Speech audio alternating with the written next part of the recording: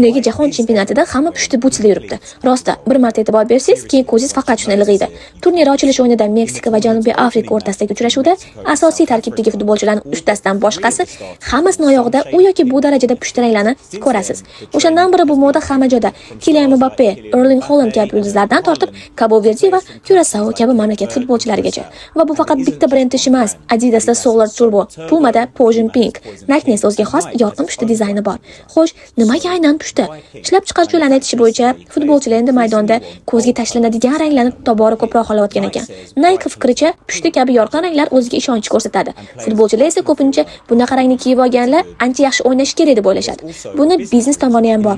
Futbolchilarning o'zi brendga aylanib qolgan zamonda yorqin butsillar ham sportchilarga, ham ularning homiylarga butun dunyo bo'ylab million muxlislar orasidan ajralib turishga yordam beradi. Garchi qiziq tomoni shundaki, bu jahon chempionatida pushti shu darajada ommalashib ketdiki, endi boshqa rangdagi butsi kiygan futbolchilarni o'zi ko'zga tashlanib qoladigan bo'ldi.